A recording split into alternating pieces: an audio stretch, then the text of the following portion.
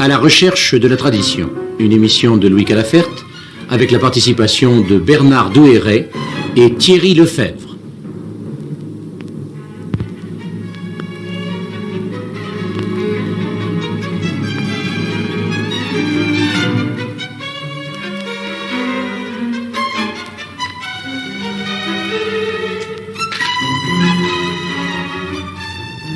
Bien, mon cher Bernard Douéret, nous voici réunis une fois de plus autour du micro de recherche de la tradition et nous ne l'avions pas annoncé à nos auditeurs, mais nous allons entreprendre une petite série d'émissions, enfin 2 ou 3 émissions, sur les gitans. C'est un problème qui est sans doute mal connu du public, car on connaît les gitans sous leur aspect, disons, pittoresque, enfin un petit peu folklorique. Oui. Et nous avons pour cela, vous nous avez amené un invité qui est Thierry Lefebvre et qui va, en notre participation avec nous, essayer de faire ce que nous faisons ordinairement, c'est-à-dire de survoler ce problème, puisque nos auditeurs savent parfaitement que le temps qui nous est imparti, comme on dit si bien dans cette émission, ne nous permet pas d'entrer en détail, mais une fois encore, nous nous tenons à la disposition des auditeurs pour éventuellement leur communiquer des documents qui les intéresseraient. Alors je vous laisse nous présenter, Bernard Douéret, notre invité d'aujourd'hui. Eh bien, monsieur Thierry Lefebvre, je crois que vous êtes particulièrement bien placé pour pouvoir nous parler de ce monde si complexe qui est celui des gitans, complexe dans son actualité comme aussi bien dans ses origines, car je crois que vous les connaissez bien, vous avez l'occasion par votre profession de les rencontrer souvent, et d'autre part, vous vous êtes attaché à étudier ce cas très particulier que représente le monde gitan, ce monde nomade, étrange, inquiétant même encore à l'heure actuelle pour certains, ce monde étrange au cœur de notre monde moderne.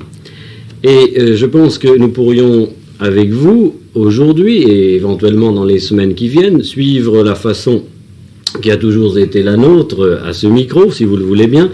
C'est-à-dire que nous pourrions peut-être d'abord envisager ce que l'on peut savoir des origines du peuple gitan, et peut-être même commencer par essayer de définir ce qu'on appelle un gitan, parce que on entend les mots de romanichel, de gitan, de tzigane, et je crois que là, il y a un certain flou dans l'esprit de tout un chacun, et même personnellement, j'aimerais bien que d'ores et déjà, en entrée de ces émissions, vous puissiez nous donner, disons, un aspect de l'éventail gitan, fixer l'esprit.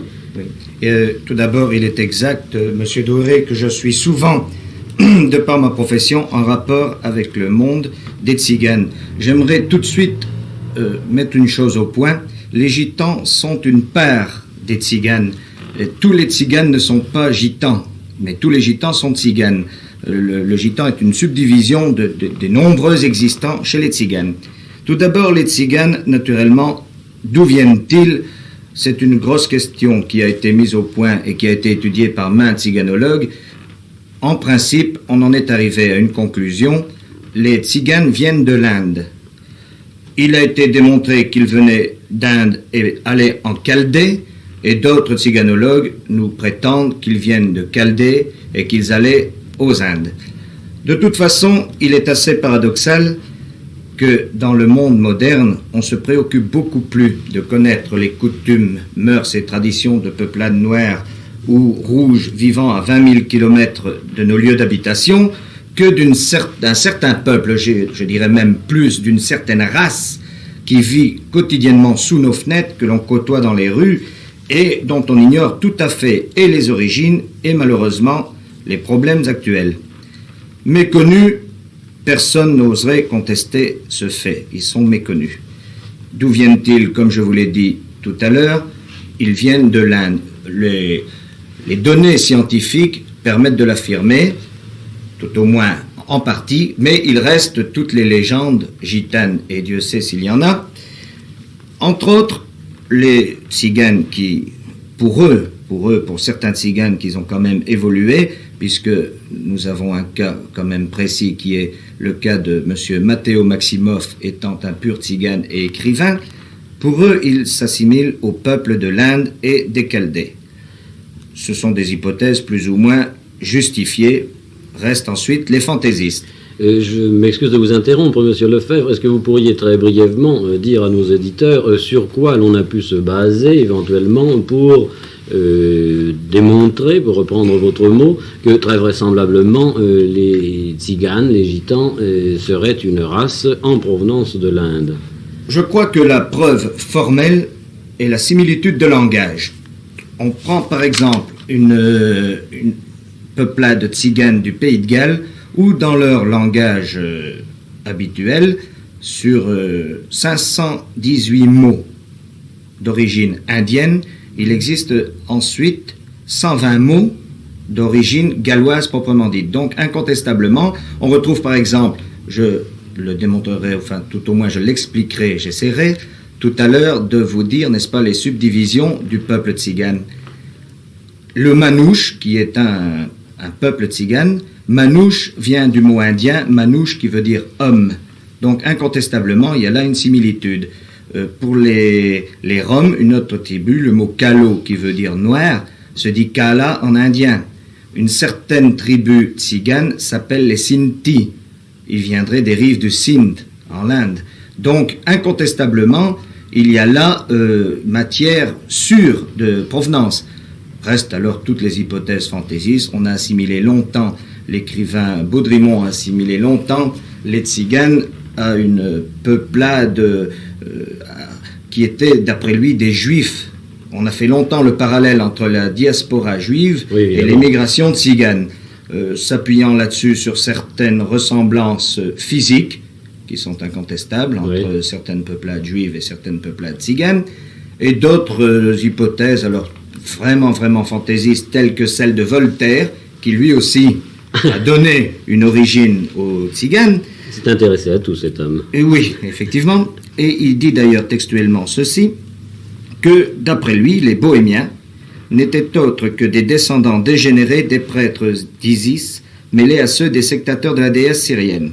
Et il déclare, pour appuyer sa thèse, leurs castagnettes et leurs tambours de basque sont évidemment les cymbales et les crotales des prêtres d'Isis et de la Syrie. Naturellement, je crois quand même que c'est assez troublant. Il existe d'autres ressemblances troublantes, entre autres celles qu'affirme M. Colin de Plancy dans son dictionnaire infernal, qui, lui, est partisan de la similitude avec le peuple juif.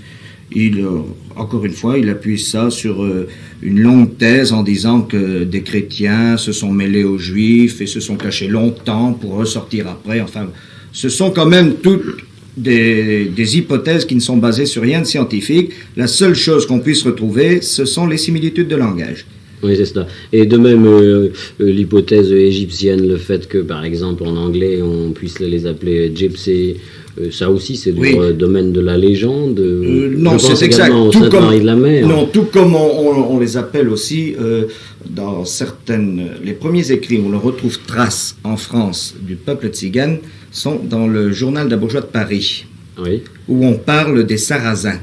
Ah oui, alors là, il y aurait confusion avec les Arabes. Naturellement, Sarrasins, Arabes, et on a retrouvé là, naturellement, les Tziganes qui étaient venus de l'Inde en passant par le chemin sud, c'est-à-dire en remontant l'Afrique. Mais je crois qu'il serait nécessaire pour ça de déjà faire la classification des Tziganes, ce serait très important. Oui, on va la faire. Auparavant, je voudrais simplement remarquer avec notre ami Calafert que voilà déjà plus d'une fois, au cours de ces émissions, que nous avons eu l'occasion d'étudier des mouvements semblables, c'est-à-dire des mouvements ou d'idées ou de peuples qui viennent de l'Est et qui vont vers l'Ouest, et chaque fois, on trouve cette tenaille autour de la Méditerranée, et évidemment, la branche qui passe au nord et celle qui passe au sud de la Méditerranée se différencient toujours. Il y a tout de même un certain contact, une certaine imprégnation qui s'opère, et on la retrouve là, évidemment, avec le monde des gitans. Mais je vous ai coupé, monsieur Lefebvre, nous allions amorcer cette classification. Cette classification peut se diviser en plusieurs groupes qui, malheureusement, je voudrais le signaler tout de suite, dans le monde actuel, causent un certain préjudice à tout le peuple tzigane. Tout d'abord, chaque fois que sur un journal ou un imprimé quelconque, on retrouve un méfait commis par quelqu'un du voyage, automatiquement on emploie le terme gitan. Je tiens quand même à préciser, par exemple, que la famille Bouglione est d'origine tzigane. Ce serait assez vexant si, par exemple, on établissait que tous les personnes d'un certain patronyme soit des bandits ou soit des gens à ne pas fréquenter. Il y a là quand même justement une méconnaissance du problème. Ça s'appelle presque du racisme. C'en est du racisme. La dernière loi raciste française est à l'encontre du monde tzigane. Le carnet anthropométrique dont sont munis certains tziganes est à faire viser par eux tous les jours, alors que pour les repris de justice, qui ont eux aussi un carnet anthropométrique, il est à faire viser également, mais tous les 8 jours. Il y a quand même là matière à très grande discussion, et je crois quand même qu'à l'heure actuelle, auprès des milieux officiels et gouvernementaux, énormément de remue-ménage à ce sujet, parce que c'est quand même illogique d'un peuple comme le peuple français, ce racisme. Je voudrais vous poser une question, puisque nous abordons là quand même un problème excessivement grave. Douéré a prononcé le mot de racisme. Je pense pas quand même qu'enfin dans les couches de la population, qui, disons-le, ne sont pas très favorables a priori aux tziganes, mais je pense pas qu'il y ait conscience d'un véritable racisme tel que nous le voyons quelquefois, parce que le français est quand même un peuple, enfin disons dans l'ensemble libéral et tolérant, et il s'émeut de toutes les manifestations de racisme qu'il voit sur ses écrans de télévision par exemple. Je pense pas qu'il y ait une conscience de ce racisme, mais il y a, une espèce de prévention, a priori, contre ces gens-là, qui vient de quoi? Est-ce qu'on peut le définir? Oui, très facilement. Voilà, très facilement. Que vous nous disiez. Elle vient surtout d'une chose. Si en France, il n'y a plus, par exemple, en général, le racisme sémite. Oui. Cela vient que les sémites se sont adaptés à notre mode de vie et vivent comme nous. Ce qu'on peut reprocher aux tziganes et ce qu'on leur reproche, c'est d'avoir conservé leur façon de vivre. Il n'y a rien à faire, et ça, il y a eu de nombreux essais effectués tant sur le plan économique que sur le plan social. On ne peut absolument pas faire un pigeon voyageur avec un pigeon ramier et vice-versa. Les tziganes, ce sont des voyageurs. Mais vous avez prononcé tout à l'heure le mot, justement, les gens du voyage. Les gens du voyage. Ça, ce sont vraiment, et on ne pourra jamais rien tenter pour les assimiler à notre société en leur supprimant la possibilité du voyage. Ça, je crois que c'est vraiment prendre le problème à l'envers, et la solution ne viendra jamais de là. Il y a donc un problème en réalité qui est très grave et qui touche presque sur l'inconscient des races. Nous, occidentaux, nous sommes devenus, je ne sais pas, mais enfin nous sommes en tout cas fermés et sédentaires, absolument sédentaires, ce qui entraîne tout un type de mentalité particulier. Et le monde tzigane ou gitan en face de nous est le monde du nomade, de l'espace, et c'est quelque chose d'entièrement différent. Mais je crois, vous disiez tout à l'heure, Calafert, que le racisme était peut-être résidait en somme, s'entretenait par le fait qu'on n'en prenait pas conscience. Je crois précisément que c'est ça le racisme dans son origine. Nous le rencontrons bien là. C'est quelque chose qui est déclenché par des réflexes, des instincts, je ne sais quoi, qui sont du domaine de l'inconscient et qui par conséquent se colorent immédiatement d'une couleur de passion. Et c'est ce qu'on rencontre à propos des gitans.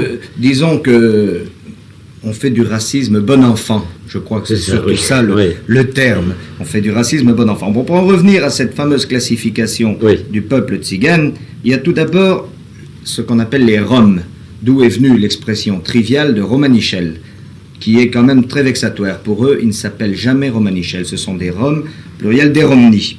Alors, dans ces Roms, il y a encore toute une masse de subdivisions basées sur les métiers exercés, basées sur les pays où ils sont restés plus longtemps que dans d'autres.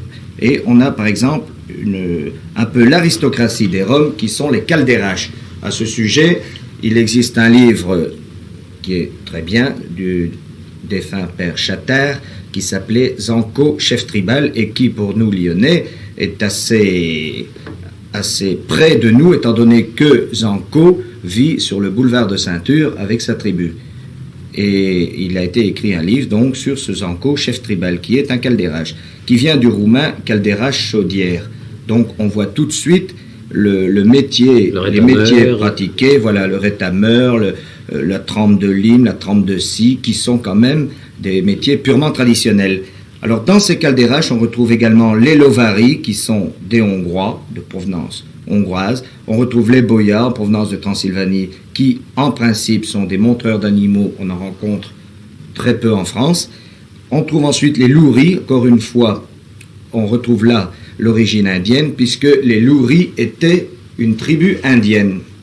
indiennes de l'Inde naturellement. Et les Tchurari qui sont des maquignonnages, qui sont surtout des gens qui pratiquent tout au moins le maquignonnage. Et les Turco-Américains, là j'avoue franchement n'avoir jamais rencontré dans mes fréquentations avec le peuple tzigane de Turco-Américains. Enfin, il paraît qu'il existerait des Turco-Américains qui seraient une subdivision des Calderaches.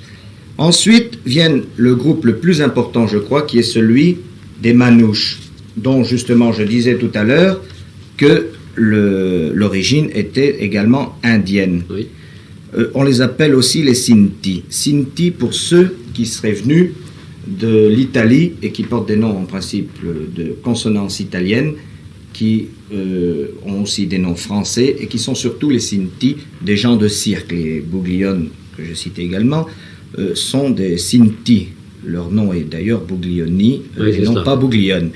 Il existe également des noms de consonances très françaises. D'ailleurs, les Parisiens connaissent très bien les Lambert, qui ont une ménagerie à Paris qui est très cotée, et qui sont des Sinti. Dans les Manouches, qui sont surtout passés par les pays allemands et à consonance germanique, on retrouve des noms très connus, tels que Reinhardt, Django Reinhardt pour ne pas le citer, et on retrouve aussi des noms à consonance alsacienne. D'ailleurs, en Alsace, il y a énormément de manouches, donc de gens qui ont réussi un peu à s'adapter quand même, et qui ont été surtout adoptés par les gens locaux, oui. C'est ça. Et il existe alors aussi dans ces groupes les Sinti français, qu'on appelle les Valsicanes, qui sont quand même des négociants de tapis, de toiles. On retrouve également les sous-groupes, les Blidari qui vendent des objets culinaires, les Siobatori qui sont des cordonniers, les Gostorari et Tameurs, enfin, il y a une masse de subdivisions encore dans ces gens-là. Et alors, les Gitans, justement, qui prouvent quand même qu'il s'agit d'une subdivision, qui sont les gens venus dans le pays de prédilection, et donc l'Espagne, et qui sont venus par les rives d'Afrique du Nord. D'ailleurs, lors du retour en France, ces dernières années, de nombreux rapatriés d'Afrique du Nord, il y a eu également le problème des tziganes rapatriés. Il y en a eu énormément, des gitans, donc, qui vivaient en Algérie, Maroc, Tunisie. Eux, il y a deux subdivisions, les Espagnols, encore appelés Andalous, et les Catalans. C'est simplement provenant de la province où ils résident le plus facilement. Ces gens-là aussi vivent surtout de commerce et de ce qu'on appelle le colportage. Je reviendrai d'ailleurs plus tard, si l'on veut, à ce problème économique qui est ignoré par beaucoup de gens, car j'entends souvent prononcer le mot, mais qu'est-ce qu'ils font? De quoi vivent-ils? Oui, ça, c'est vrai. Alors, automatiquement, ils volent. Je peux citer un cas précis pour moi. J'habite dans un immeuble où un jour, une dame cherchait sa petite fille de 3 ans, qui est une de mes voisines. Et j'ai dit, bon, vous inquiétez pas, elle ne doit pas être loin. Elle m'a répondu, oh, vous savez, avec tous les gitans qui viennent chez vous. Bien sûr. Alors que les menus larcins commis par le peuple tzigane, je ne dirais pas qu'ils sont fréquents, mais enfin, ils sont souvent montés en épingle. Je n'ai jamais, jusqu'à preuve du contraire, et ça, je serais curieux même pour mon indication personnelle de savoir s'il y a des cas, je n'ai jamais entendu parler de sévices contre enfants dans le monde tzigane. Jamais je n'ai rencontré ça. Oui, d'autant plus que j'ai rencontré des vengeances personnelles de maris bafoués, peut-être. Oui, ça c'est autre chose. Ça, c'est autre chose. Ça peut nous arriver à tous. Ça, oui, mais jamais je n'ai entendu de sévices sur enfants. Ça, et j'affirmerai également que pour le culte des morts, c'est certainement pratiqué avec beaucoup plus de ferveur et surtout de sincérité que dans le monde sédentaire. Monsieur Lefebvre, je vais vous interrompre 2 secondes, car il faut bien qu'ici je représente l'avocat du diable, oui. Que nous ne soyons pas tous du même avis a priori. Il est de fait que dans les campagnes, les gitans, enfin les tziganes, ont une réputation, vous le disiez tout à l'heure, de quoi vivent-ils? Or, si vous interrogez les gens de la campagne d'aujourd'hui, en 1965, vous diront...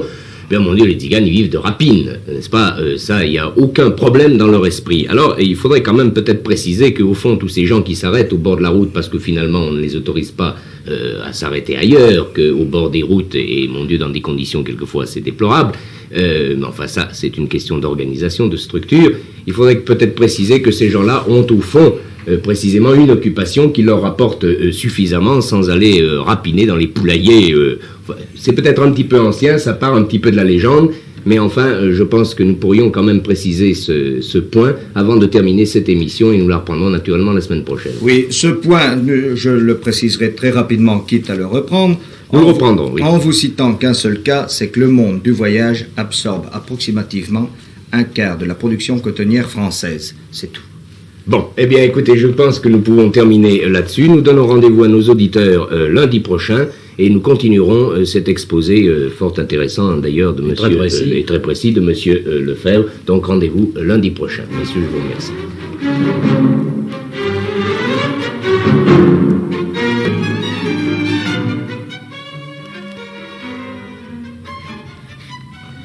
Bien, comme nous l'avions dit la semaine dernière à nos auditeurs, nous retrouvons monsieur Thierry Lefebvre, qui a bien voulu être des nôtres encore cette semaine, et je crois aussi la semaine prochaine, pour finir de parler de ce problème des gitans, des tziganes, qui est au fond, et nous allons le voir aujourd'hui, est au fond un problème plus important qu'il n'y paraît au premier abord pour, au fond, l'homme de la rue. Alors, nous avions... Monsieur Lefebvre, la semaine dernière, nous avait fait une sorte d'historique des origines gitanes. Il avait d'ailleurs parfaitement détaillé, au fond, ses classifications. Oui. Alors, si vous le voulez, aujourd'hui, Bernard Douéret, Monsieur Lefebvre, je vais vous le laisser interroger, et il va reprendre pratiquement au point où nous en étions restés, et voir, au fond, quelles sont les traditions, et puis, finalement, la semaine prochaine, nous verrons, au fond, quels sont les véritables problèmes dans le monde actuel. C'est cela. Et, au fond...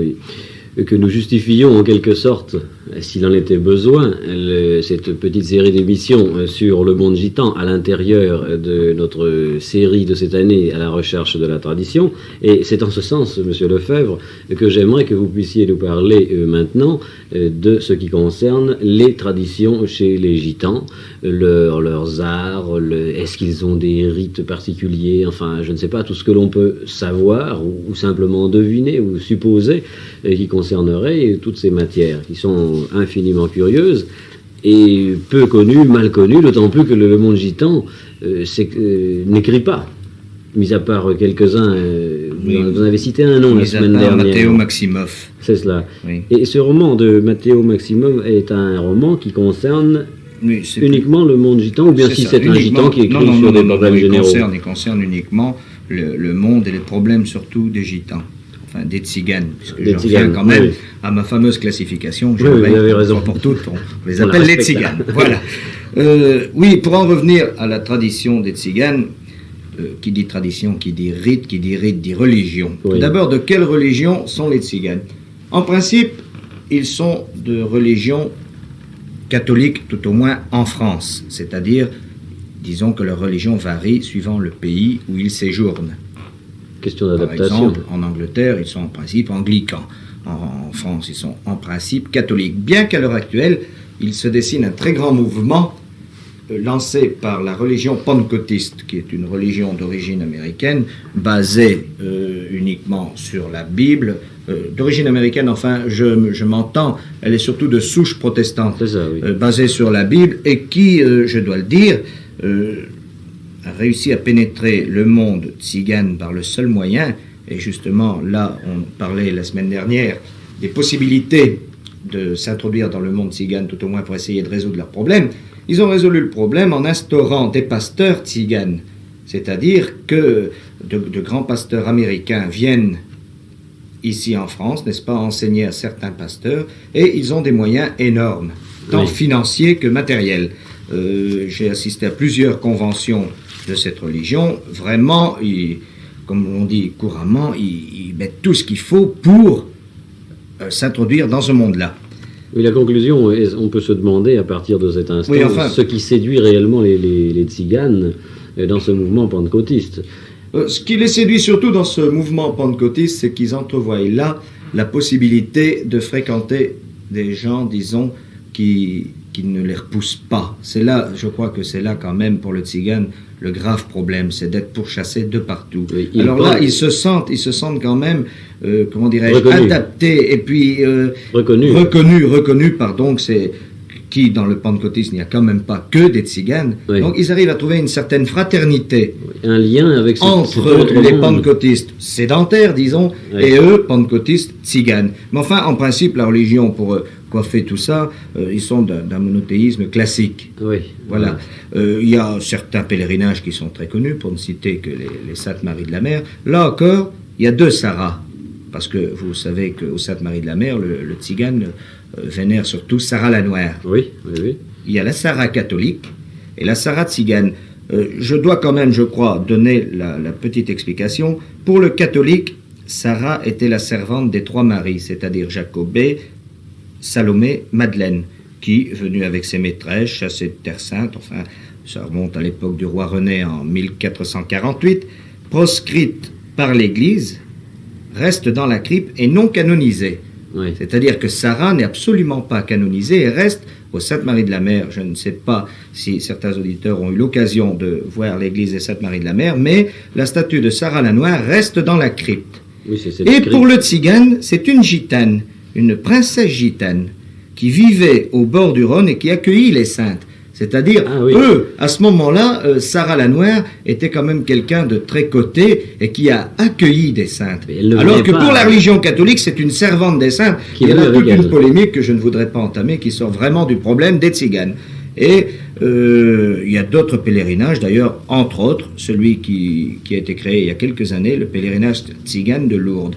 À ce sujet, je citerai simplement un livre qui a été écrit par un journaliste qui a poussé la conscience professionnelle jusqu'à vivre plusieurs mois avec eux, qui s'appelle Maurice Collinon, et qui s'appelle Notre-Dame des Roulottes. Et là, justement, on retrouve des choses curieuses dans ce pèlerinage de Lourdes concernant l'adaptation des tziganes au monde sédentaire.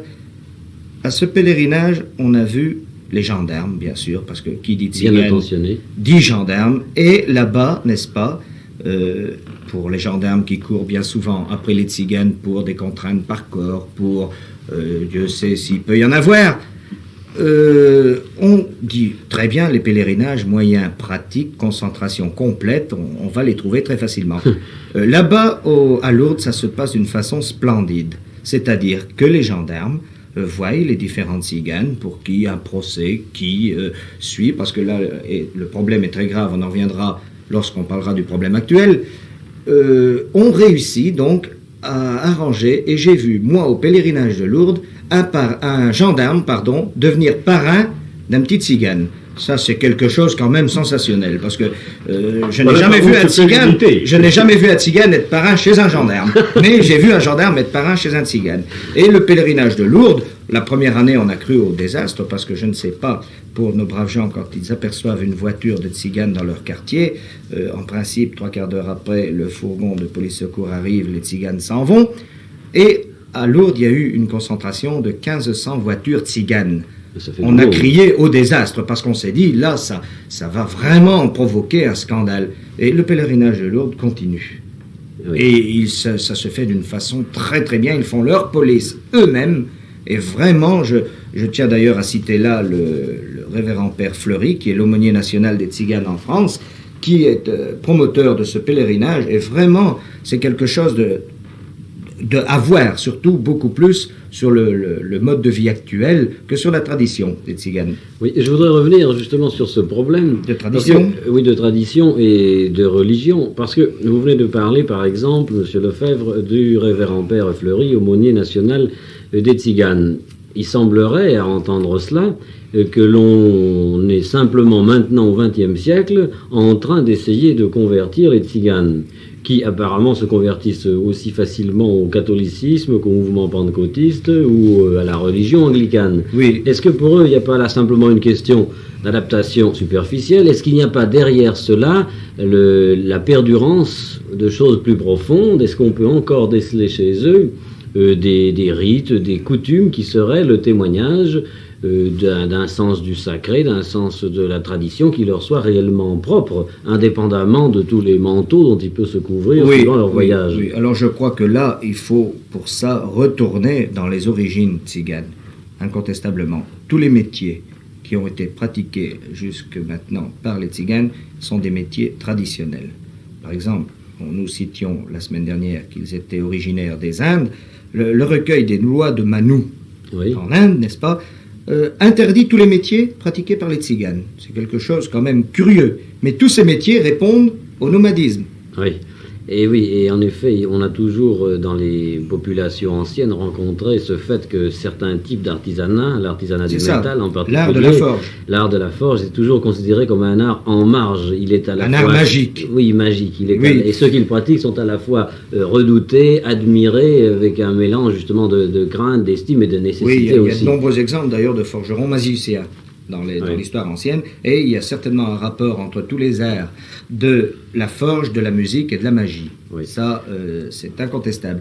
D'ailleurs, il y a M. Allot qui, dans un livre qui s'appelle « Les aspects de l'alchimie traditionnelle », dit bien que Caldeiras, les arts de la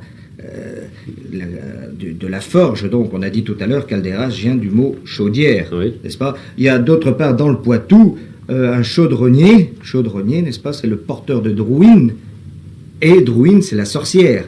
Donc on retrouve quand même un certain rapport entre les arts justement des tziganes et quelque chose de magique. Et alors naturellement, on revient à la croyance populaire, les arts de la chiromancie. Alors ça, donneuse de cartes. Alors là justement... Avant d'en venir là, je voudrais vous poser une autre question et puis citer éventuellement une anecdote. Parce que nous avons eu l'occasion à ce micro d'avoir un compagnon il y a déjà quelques semaines et nous avons parlé à cette occasion des secrets de métier que pouvaient éventuellement se transmettre les compagnons dans leur organisation. Et est-ce qu'on ne pourrait pas penser que les tziganes, eux aussi, auraient encore des façons de travailler, je ne dirais pas magiques, mais enfin qui concernent tout au moins des propriétés oubliées de la matière et qu'ils auraient été capables de se transmettre de génération en génération? Car je me souviens qu'un de mes amis qui travaillait dans une industrie de mécanique à Paris a eu l'occasion d'avoir recours à un tzigane pour l'affûtage de certains forêts. Oui, des forêts à très haute trempe et qui résistaient très très peu de temps pour l'usage qui leur était demandé, et le tzigane a multiplié par 5 ou 6 la durée d'utilisation de ces forêts. Et ça a été fait très très rapidement. Par quelle opération, je ne sais pas. Oui, justement, on retrouve quand même chez eux une tradition de ce genre de travail. Ça, la question des trempes de scie, des trempes de lime, sont restés quand même chez eux un secret. Mais malheureusement, disons que le peuple tzigane est un peu le flambeau de l'artisanat, dans le fond. De l'artisanat au sens pur, au sens noble du terme.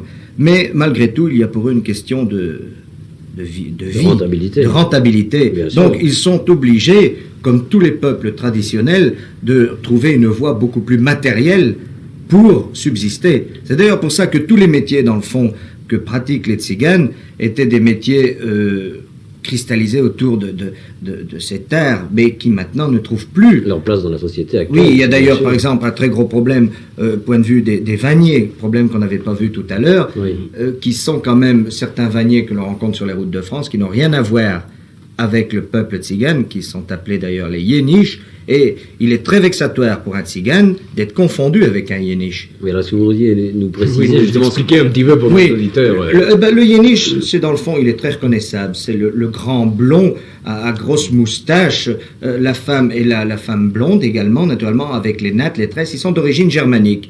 C'est un peu les parents pauvres du monde tzigane. Ils ne sont pas tziganes. Ils ont repris quelques éléments de tradition tzigane. Justement, puisqu'on parle de tradition, je considère que chez les tziganes, il y a quand même quelques mots tabous, tels que le moulot, qui est pour eux l'esprit des morts. Et ça, encore une fois, c'est typiquement tibétain. Ah oui. L'esprit des morts, le mauvais génie, d'ailleurs, il n'y a qu'à voir un enterrement de tzigane. Tout au moins tzigane pur. Oui. C'est la seule tradition qu'ont repris justement les 10 yéniches chez le monde tzigane. Oui, les yéniches sont donc des gens qui ont suivi la horde tzigane, mais qui n'étaient pas disons qu'ils ont raccroché le train tzigane en Allemagne et ils sont arrivés. C'est ça, voilà. Donc ces gens-là, pour eux, qui quand même, il faut quand même pas les oublier, n'est-ce pas? Il y a le problème de la vannerie. Le problème de la vannerie est maintenant dépassé. Ils n'ont plus l'écoulement de leurs produits, ils n'ont plus. Donc, ils sont en quelque sorte obligés de reconvertir leur industrie, si on peut appeler ça, n'est-ce pas? Tous les métiers tziganes, par exemple pour les gitans du Midi, tout le monde sait que beaucoup de gitans étaient maquignons. Oui. Donc, maquignonnage des chevaux, c'est fini. On retrouve donc le maquignonnage dans l'automobile. Oui, évidemment. Ils suivent l'évolution, ils sont un peu modernes quand même. Et malgré tout, pour en revenir au fameux cheval, le peuple tzigane sont toujours restés très attachés au cheval. D'ailleurs, dans le temps, un tzigane n'aurait pas mangé de cheval. Ah oui, c'est d'ailleurs plus tellement respecté par les gitans, puisque dans le Midi, on rencontre des bouchers chevalins, qui sont gitans. Alors donc, ils ont quand même là aussi, ils sont adaptés. Un petit peu. D'ailleurs, je voudrais quand même toujours, pour en revenir à la Chine, à l'Inde, en Chine, un initié se nomme marchand de chevaux. C'est exact. Il y a quand même encore là, toujours, cette fameuse similitude de gens qui viennent de là-bas. Ils ne sont d'ailleurs pas du tout cavaliers. C'est assez bizarre. Ils aiment le cheval, mais ils ne sont pas cavaliers, ils sont maquignons. Il y a des cas, j'ai lu dans certains livres, n'est-ce pas, que pour vendre des chevaux qui étaient des vieilles hardes, on entraînait le cheval avec un seau de cailloux, on remuait le seau de cailloux jusqu'à un énervement terrible, et lorsqu'on vendait le cheval, le maquignon donnait à un acolyte qui se trouvait à 50 mètres le seau des cailloux, et rien que de remuer le seau, le cheval qui voyait ça devenait un piaffeur, et vraiment, c'était quand même des petites ficelles qu'ils avaient. Mais bien entendu, on en arrive à la suppression du cheval, et pour cause. Donc, la tradition, tout en ne se perdant pas à cause de leurs origines, d'abord, puisque eux ont parlé la semaine dernière des différentes origines, et hypothétiques, certaines, d'après quelques tziganologues, ils seraient descendants du peuple de Caïn, c'est-à-dire ils auraient même une origine biblique. Ce serait la branche de Caïn, c'est-à-dire la branche maudite, la branche des errants. Oui, c'est ça. On retrouve ça. On retrouve d'autres légendes qui seraient également l'Adam et Ève des tziganes seraient lors de la traversée de la mer Rouge par le peuple derrière Moïse. Derrière Moïse, n'est-ce pas? Deux auraient réussi à s'échapper, un homme et une femme. Et en s'agrippant le long de la rive, c'est-à-dire en essayant de sortir de l'engloutissement, disons, c'est de là que viendrait, d'après certains tziganologues, naturellement c'est tout à fait hypothétique, le fait que les tziganes ont toujours les ongles noirs. Et qu'ils les entretiennent noirs. Voilà, qu'ils les entretiennent en quelque sorte noirs. Ce serait d'avoir voulu s'accrocher à ces rives qu'ils auraient gardé les ongles noirs. Naturellement, tout ça, c'est vraiment hypothétique. Oui, puis enfin, il y a là quelque chose d'assez puéril, finalement. Oui, c'est très puéril, mais la tradition, pour quelqu'un qui n'est pas traditionnel, est toujours puéril. Ça. D'autre part, il y a quand même chez eux quelque chose de très traditionnel, c'est la musique. Ça, incontestablement, les tziganes ont amené avec eux de la musique. D'ailleurs, certains grands musiciens, tels que Liszt et Brahms, n'ont jamais caché qu'ils devaient beaucoup à l'enseignement tzigane et musical. La musique, encore une fois, on retrouve dans la tradition, on retrouve des choses assez incompréhensibles. On voit rarement un tzigane jouer un instrument à vent. J'en connais pas personnellement. Toujours des instruments à cordes. Toujours des instruments à cordes. Ils ont une répulsion du vent. Pour des gens qui vivent dehors, je crois que ça vient de là. On les appelle les fils du vent, c'est un peu erroné, j'ai l'impression. Parce que, vraiment, ils n'aiment pas le vent. Ce sont des gens qui... il faut se mettre un peu à leur place. Et quand on vit dans une roulotte et que le Mistral souffle à une certaine vitesse, ça ne doit pas être très, très agréable. Et dans leur musique, justement, on retrouve que la musique à cordes, qu'elle soit tzigane proprement dite, ou gitane espagnole, on retrouve la guitare, la contrebasse, on retrouve tout ça, n'est-ce pas? Mais on ne retrouve aucune transcription écrite, si ce n'est écrite par les autres. Pour citer Django Reinhardt, que tout le monde connaît et dont on connaît très bien les œuvres, il faut quand même se rappeler que Django Reinhardt ne connaissait pas la musique, tout au moins ne connaissait pas la musique comme on le conçoit, mais il vivait la musique, c'est beaucoup plus important. Il a d'ailleurs écrit une messe gitane qui est un chef-d'œuvre, Django Reinhardt. Et les descendants de Django Reinhardt, dont j'en connais plusieurs d'ailleurs, sont des musiciens nés, c'est-à-dire qu'ils prennent une guitare, ils s'en servent au même titre qu'un enfant se sert d'un jouet. Enfin, pour eux, c'est quelque chose de... Ils ne conçoivent pas qu'on puisse s'appeler Reinhardt, par exemple, et ne pas savoir servir d'une guitare. Oui, et d'ailleurs, j'ai constaté que les guitares, ils les accordaient selon un mode qui leur est tout il existe une gamme. Il existe une gamme tzigane, d'ailleurs, qui est la, si, do, ré dièse, mi, fa, sol dièse, la. D'ailleurs, on retrouve cette gamme dans le motif du destin, dans l'opéra Carmen de Bizet. Ah oui. Oui. Et il l'a reprise consciemment. Certainement qu'il l'a reprise consciemment, puisque c'est la gamme tzigane qui n'a rien à voir avec la gamme étudiée dans les conservatoires français et autres au lieu de la musique. Oui. Mais ils ont donc cette tradition musicale qui est quelque chose qui est là vraiment une transmission et qui a apporté beaucoup au monde moderne. On parlait de ce que peuvent apporter les tziganes, mais ils ont déjà apporté leur musique. Je sais bien, ça ne se traduit pas par quelque chose de peut-être très matériel, mais enfin c'est un apport, je crois, très très sérieux que cette musique tzigane. Bon, eh bien écoutez, Monsieur Lefebvre, on vous écouterait comme ça parler pendant des heures. Malheureusement, notre émission se termine. Nous donnons rendez-vous la semaine prochaine à nos auditeurs, mais auparavant, nous allons terminer sur cette émission sur un enregistrement, sur un disque que M. Lefebvre d'ailleurs a eu la gentillesse de nous apporter. Ce sont des chants de tziganes, et nous allons terminer cette émission là, puisque ça fera suite au fond à ce que vient de nous dire M. Lefebvre sur la tradition musicale chez les tziganes. Et ça en sera une excellente illustration. Et une excellente illustration. Rendez-vous lundi prochain pour le terme de ces 3 émissions consacrées aux tziganes.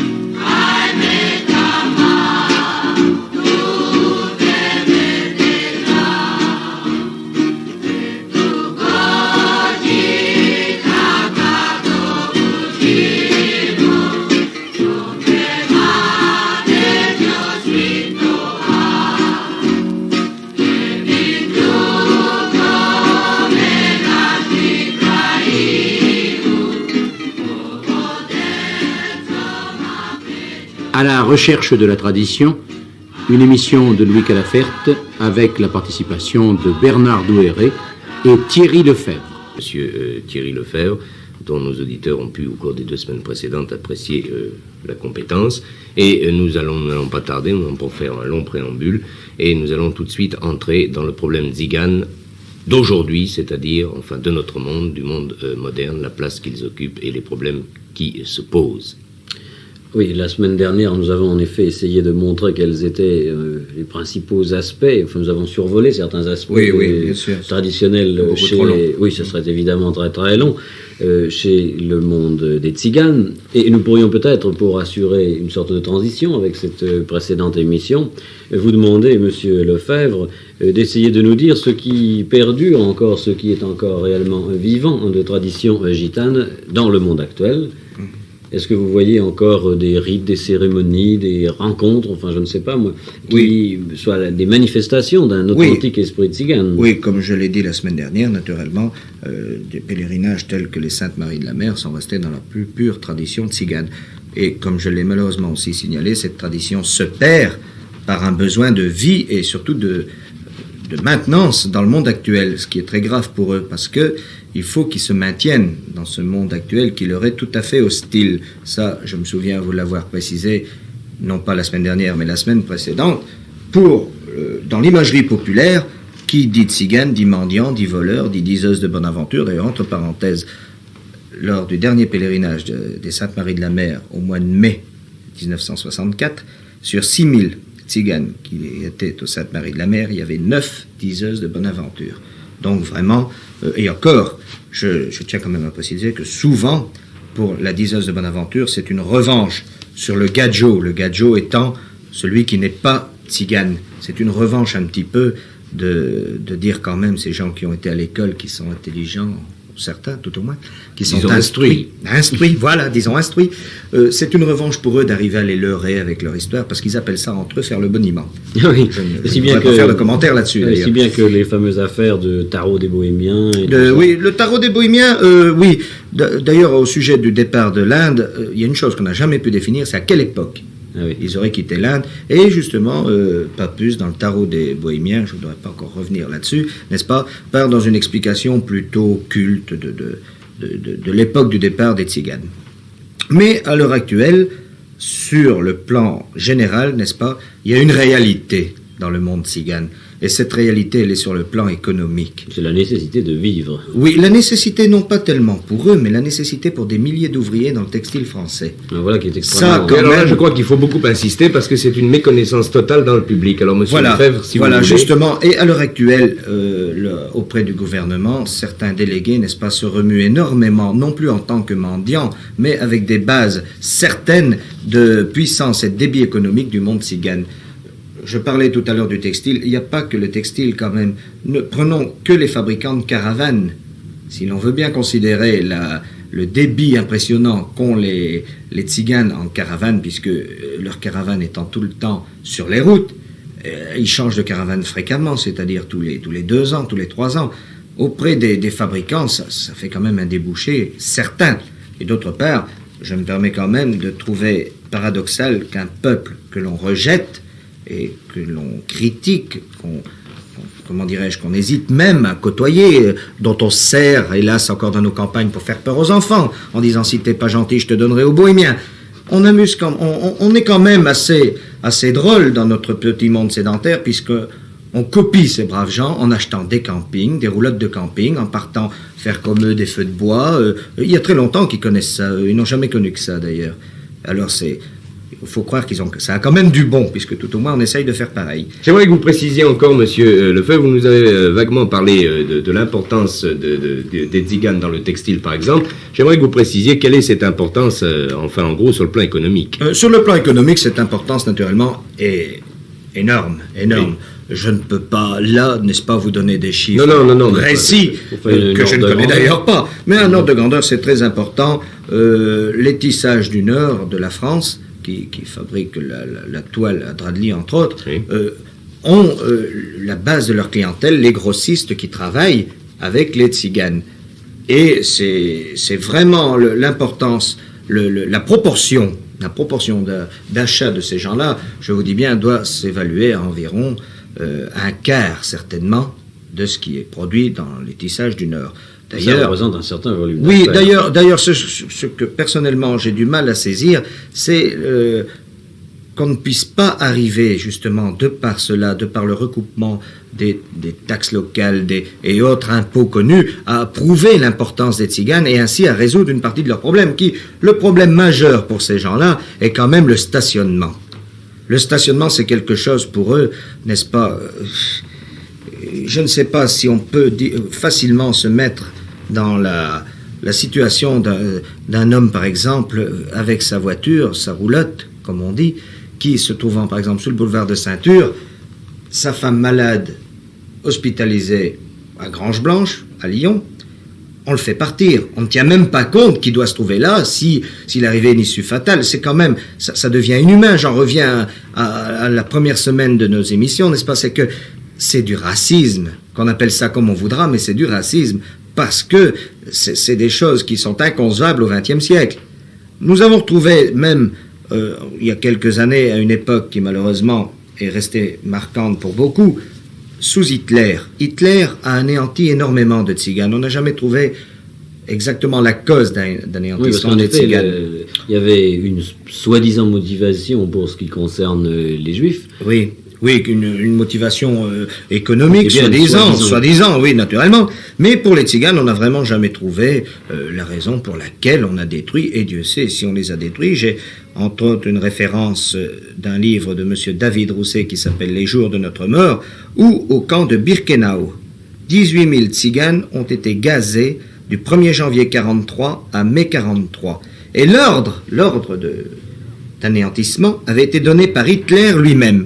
Pourquoi? Alors là, on retrouve naturellement une masse de suppositions, entre autres une mission occulte d'Hitler qui, comme tout le monde le sait, enfin tout au moins comme tout le monde a pu le lire, était un homme qui pratiquait énormément de choses occultes, et c'est le seul rattachement qu'on arrive à trouver. Mais enfin, on se remue par exemple actuellement pour faire obtenir à certains tziganes qui étaient déportés leur dû en tant que déportés. Oui. Parce qu'il faut quand même bien se mettre une chose en évidence, c'est que les tziganes sont des Français. Oui.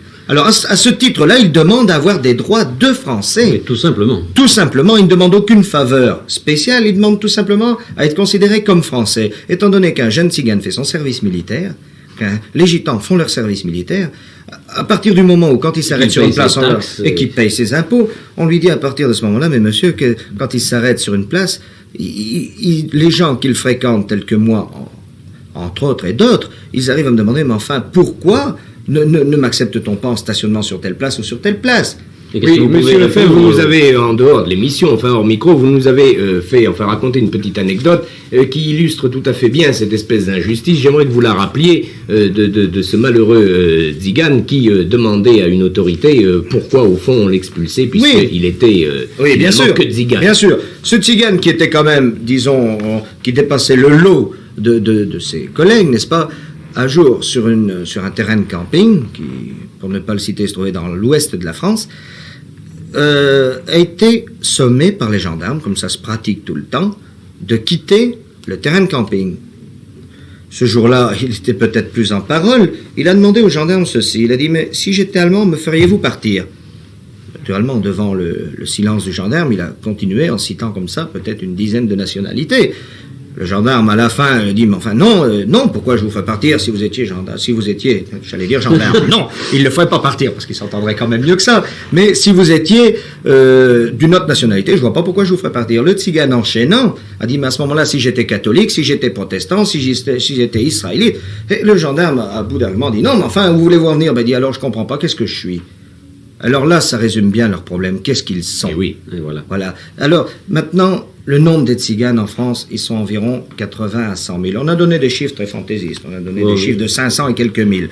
Non, je crois qu'il y a eu un recensement officiel en 1961 et ce recensement donnait environ 80 à 100 000. Mais il faut quand même voir le problème de façon claire. Si ces 80 ou 100 000 tziganes, on les astreignait à être sédentaires, le problème du logement, qui est déjà difficilement résolu pour les gens sédentaires, serait encore augmenté parce que ça représente quand même une population d'une ville de moyenne importance, 100 000 personnes. D'ailleurs, croyez-vous qu'en réalité, M. Lefebvre, ce serait une solution opportune? Non, absolument pas. Dans quelle mesure serait-il possible de les sédentariser? Je me souviens de la comparaison que je vous ai faite la première semaine. Ce sont des pigeons voyageurs, on n'en fera jamais des ramiers, ce n'est pas possible. Oui, voilà. Ça, il faut à tout prix. D'ailleurs, je tiens à citer un pays européen qui est la Hollande et qui a très bien résolu le problème en établissant des camps de tziganes, en quelque sorte, avec école, parce qu'il y a encore un problème qu'on n'a pas soulevé. Comment les jeunes tziganes peuvent-ils aller à l'école? Par exemple, prenons une ville comme Lyon, deuxième ville de France. Où est le stationnement des forains, des tziganes? Je sais bien, ça pose un problème, ce n'est pas très esthétique dans une ville, mais enfin, quand même, il faut bien qu'ils s'arrêtent quelque part, ne serait-ce que pour manger ou dormir. Mais ça paraît évident. Et ça paraît très évident, et pourtant, ça n'est pas résolu. C'est là que l'évidence est... Et pourtant, on installe bien, à cause du tourisme, ce tourisme dont vous nous disiez tout à l'heure que les tziganes avaient certainement contribué à répandre la mode, oui. Eh bien, on installe bien pour les touristes des terrains de caravaning. Moi, il me semblerait, a priori et tout naïvement, assez simple de penser à la même chose pour ces gens. Et le problème est encore bien plus considérable, car les touristes sont des touristes, ils sont en vacances, ils vont se promener, mais le tzigane, il n'est pas en vacances, il est en quelque sorte, il est en activité, il est en travail, il se déplace de par non seulement sa race, mais aussi son métier, dans la mesure où il a pu adapter son métier à notre temps. Alors, il faut bien tout de même, la moindre des choses serait, compte tenu justement de ce volume d'affaires brassé par les tziganes, de leur donner les moyens d'exercer leur profession.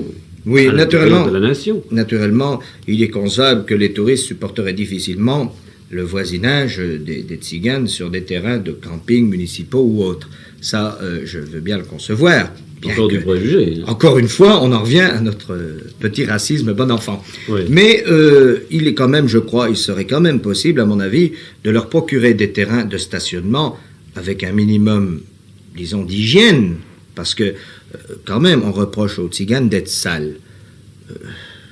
Il est difficile à quelqu'un auquel on astreint comme lieu de stationnement un terrain de décombre ou les zones d'épandage et compagnie, et lui dire, monsieur, vous serez propre. Le cochon qui a la réputation d'être un animal sale, Si on lui donne de l'eau cochon propre. proprement dit, Oui. n'est-ce pas? Si on lui donne de l'eau propre, il sera un animal propre. Le cas des tziganes est pareil, je crois, parce que d'ailleurs je connais certains appartements qui sont habités par des gens sédentaires, qui sont aussi sales que certaines roulottes tziganes. Je connais beaucoup de roulottes tziganes, et certains gitans ou tziganes, entre autres, on ne l'a pas cité tout à l'heure, mais la Shunga, qui est une pure gitane, il ne viendrait jamais l'idée à personne de l'obliger à aller coucher, par exemple, lorsqu'elle vient se produire à Paris, d'aller coucher sur les terrains d'épandage, Port-Clignancourt ou n'importe, on lui choisit le Ritz. Donc il y a quand même là quelque chose de spécial. Pourquoi la Shunga? Monsieur Bouglione habite quand même dans une maison correcte, elle est propre, j'en suis persuadé. Oui. Bon, donc il y a là quelque chose qui ne va pas. Et vraiment, je suis persuadé que ce problème peut être résolu très facilement. Pourquoi ne pas faire des terrains de stationnement où on craint qu'ils soient négligents, qu'ils détruisent, qu'on leur fasse donner une caution? Oui, enfin, Ils ne demandent pas la mendicité, ils demandent simplement la possibilité de vivre comme les autres. Et naturellement, de continuer à vivre comme l'exige un peu leur tradition, c'est-à-dire en tant que voyageurs. Oui, je ne vois pas en quoi ça pourrait être gênant pour nous sédentaires. Moi non plus. Vous, monsieur Douairet, non plus, d'accord. Mais pour certaines personnes, c'est très gênant. Lorsque des tziganes stationnent à portée de chez eux, c'est quelque chose de sensationnel. Oh là, ça devient une hantise. D'ailleurs, il paraît une revue qui s'appelle Études tziganes, qui est d'origine anglaise, et qui a résumé le problème en disant « D'accord, fermez vos poulaillers, mais ouvrez vos cœurs ». Oui. C'est ça. Oui, c'est ce que j'allais dire. Finalement, il s'agit d'un petit peu de compréhension. Voilà, je vis-à-vis crois. d'êtres humains, Les tout plus simplement, difficiles parce qu'on d'ouvrir le appelle, cœur. non, mais enfin, on appelle Zigane, etc. Finalement, nous appelons français, et puis finalement, nous sommes des hommes avant toute chose. Voilà. Alors, il serait peut-être quand même nécessaire que dans notre siècle, paraît-il, de progrès et de culture, on commence simplement par la compréhension, qu'elle soit du cœur ou de l'esprit, mais enfin, simplement la compréhension et une espèce de solidarité entre nous. Ce serait déjà la première des choses. Oui, et naturellement, ce qui a peut-être défavorisé le monde tzigane, c'est tout le romantisme qu'on a bâti autour du tzigane. Je ne voudrais pas citer tous les écrits qui ont été faits, les écrits plus ou moins romantiques et erronés qui ont été faits sur les tziganes, puisque Victor Hugo a écrit Esmeralda, Nodier a écrit sur les tziganes, Richepin a écrit sur les tziganes, Nerval a écrit sur les tziganes. Et Théophile Gautier. Théophile Gautier a d'ailleurs écrit son voyage en Espagne de 1840, qui est peut-être le plus objectif. Oui. Qui est peut-être le plus objectif, même Baudelaire, qui a d'ailleurs dit dans 2 vers, devant ces voyageurs pour lesquels est ouvert l'empire familier des ténèbres futures. Tout ça, c'est très joli. C'est de la poésie. C'est de la poésie. J'allais Seulement, pour presque ces dire de la gens-là, littérature. c'en est même de la littérature. Mais pour ces gens-là, quand même, je crois que maintenant, on a parlé la semaine dernière de tradition, il faudrait quand même parler de besoin de vivre. Oui, exactement. Et D'ailleurs, le problème a été soulevé même en très haut lieu, parce que ils arrivent maintenant à non plus demander à vivre, mais ils ont des revendications. D'ailleurs, s'ils prenaient réellement conscience de leur pouvoir économique et qu'ils en viennent à le transformer éventuellement en un moyen, sinon de pression, au moins d'argumentation, ça représenterait tout de même un certain poids. Bien sûr, mais bien sûr. Seulement, ils ne sont pas encadrés sur le plan purement défensif. Ce ne sont pas des revendicatifs. Ce ne sont pas des revendicatifs. Mais il est un fait, c'est que s'ils connaissaient la puissance qu'ils peuvent déployer, je crois que vraiment ce Ils serait... pourraient, à ce moment-là... Ah oui, ils pourraient obtenir quelque chose. D'ailleurs, il y a eu un projet qui a été déposé au gouvernement et qui se résume en 7 points. D'abord, abolir la fameuse loi de 1912 concernant les nomades, qui astreint un nomade à avoir un carnet anthropométrique dont je vous avais parlé à partir de 13 ans. Oui, c'est tout de même... C'est quand même classer un gamin de 13 ans ou une gamine de 13 ans Comme un au même voyou en rang qu'un puissance. repris de justice. C'est un peu lourd.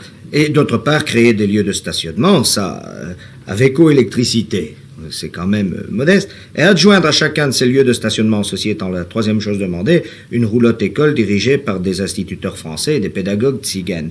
D'ailleurs, à propos d'enseignement itinérant, il existe des choses de cet ordre pour les mariniers. sur Exactement, les canaux. exactement. On peut Donc, prendre l'exemple. On peut prendre l'exemple des mariniers, parce Oui, que... disons que le problème des mariniers a posé longtemps aussi. Très un longtemps. problème, parce qu'il n'y a Parce que pas très aussi, ce sont longtemps des que voyageurs. c'est tout à fait résolu. D'ailleurs, ça ne l'est pas complètement, à ma En France, connaissance. Pas complètement. encore, non. D'autre part, ces gens, n'est-ce pas, ces tziganes, qui pour la plupart sont analphabètes quand même, il ne faut pas l'oublier, mais sentent leur état d'infériorité et désirent que leurs enfants arrivent à pouvoir supprimer cet état, parce que je ne sais pas si les gens qui justement partent en camping, comme on disait tout à l'heure, équipés, comme tout à chacun sait, de cartes Michelin et Dieu sait d'autres possibilités d'itinéraire, mais ont-ils un jour pensé, quand un tzigane par exemple se déplace de Lille à Marseille pour aller sur une tombe, puisque c'est courant à l'époque de la Toussaint et des Rameaux qu'ils effectuent des déplacements pareils, sans savoir lire,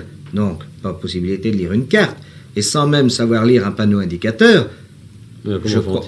Comment font-ils? C'est là justement qu'ils souffrent d'un complexe terrible, quand ils demandent à quelqu'un la route pour aller à Marseille, alors qu'en face d'eux, ils ont un panneau qui indique Marseille 30 km. Voilà, il faut quand même se mettre un petit peu à leur place, et c'est délicat. Il existe naturellement une masse d'organisations qui servent un peu de pont entre le monde tzigane et le monde moderne, puisqu'on a déjà employé l'expression. Mais je crois que ce n'est pas suffisant. Il faut leur donner d'autres possibilités. Il faut surtout essayer de les comprendre, j'ai l'impression, et de ne plus les considérer comme des mendiants, ou tout au moins comme des gens qui vivent de rapine. Il y a des cas, certainement, ça. Je me souviens quand même d'un cas qui est récent, où on a vu dans une commune du Midi un fermier tirer à coups de fusil sur une petite gitane qui venait de prendre une pomme. Et on s'est étonné que les gitans en question, puisqu'il s'agissait de gitans, sont descendus dans le village en saccageant les villas et les maisons.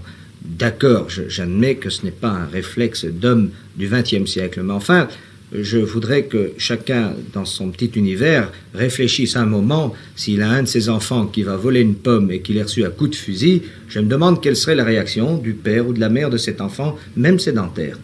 Oui, ça c'est... Oui, puis enfin, de toute façon, les cas ne sont pas spéciaux ni aux tziganes ni aux autres races, finalement. Il y a de braves gens partout et de mauvaises gens de toutes parts. Bien, écoutez, monsieur Thierry Lefebvre, pendant 3 semaines, vous nous avez, disons-le, passionnés, et vous nous avez aussi documenté, ce qui est peut-être encore plus important.